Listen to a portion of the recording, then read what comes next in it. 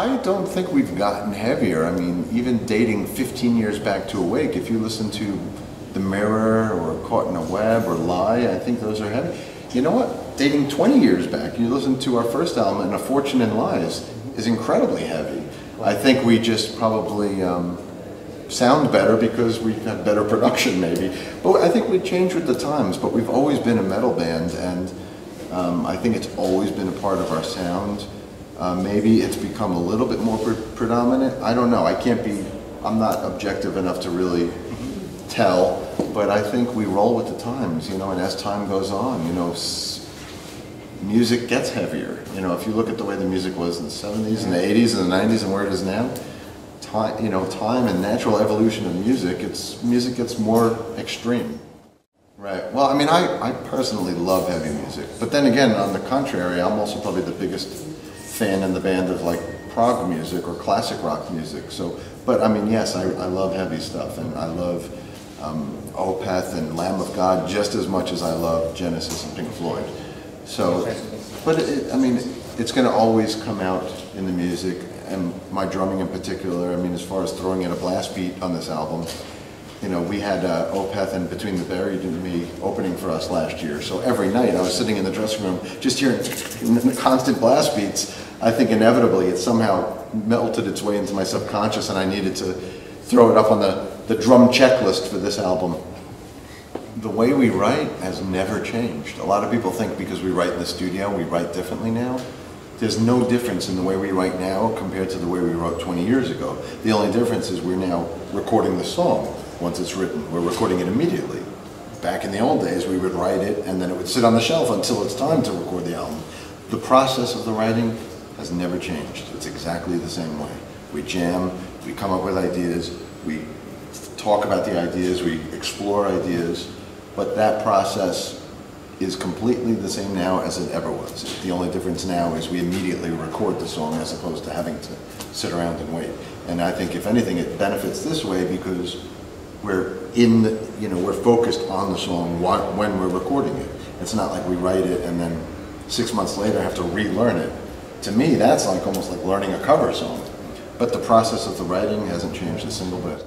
Well, I mean, the lyrics I wrote for Never Enough were aimed at a certain type of Dream Theater fan. It wasn't aimed at all Dream Theater fans. It was just aimed at the ones that seem to complain no matter what we do and no matter how hard we try. And I think sometimes I would feel very resentful or very sad that I would spend my every waking moment trying to please the fans. Me personally, more than anybody in the band, I will spend my days off on tour writing different set lists and spend all my free time here in Europe doing a press tour while everybody's home with their family, and I'm doing side projects and official bootlegs and all these things, and then the fans like still complain about it and you know, and somehow tear me apart. And that's why I have this tattoo here that it's good to be king and it sucks to be king. You know, it's nice to get the credit, but I guess that means I'm also going to get the blame.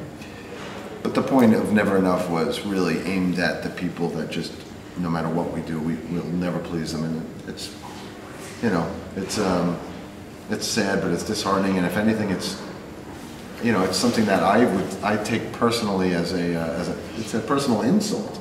You know, I'm spending time away from my wife and kids to go beyond the call of duty. It's one thing to do, you know, if this is your job and you're on tour, and yes, I mean, that's our job, that's what's expected of us. But what I do is often way beyond the call of duty. And to get that not only taken for granted, but to be insulted it hurts. To me, they're very different worlds. When you're in the studio, you're creating and you're looking for perfection. You're looking to create something that's going to last forever. When you're on tour, at least for me, you're not creating, you're performing. And I don't look for perfection live. I look for excitement, I look for communication with the audience. By the time we get on stage, I want to be able to have fun, and I want to feel the feedback from the audience. You know, when you're in the studio, it's four blank walls, and you're getting no feedback. It's all just us, giving, but there's nothing back. Live, you get back, and I prefer live. I mean, I like them both. I mean, I like the creative process in the studio, but I think I prefer live when there's an interaction and there's feedback. I don't mean feedback from the amps, I mean feedback from the audience. I think technique is important, but it's only one side of the coin. And you know, I may be regarded as a technical drummer, but to be honest, I'm not. I never was really taught technique. I was never told the right way to hold a stick, or the right way to sit, or the right way to hit a drum. I never studied rudiments. So although I probably looked at that way, I'm actually not as technical as some people may think. I'm very much self-taught. I've learned from listening to records and learning from other drummers. But that, I mean, it's good to learn as much as you can. When I went off to college, music college, I wanted to learn as much as possible, but not just about the drums, about music and theory and harmony and arranging, and I was taking all these other classes. It's nice to have that theory and that background and that training, but it's not mandatory. There's some unbelievably amazing musicians that were probably never taught anything. They don't know how to read or write music. There's something to be said about playing from the mind and playing from the heart. It's important to have. I think the best musicians are the ones that can do both.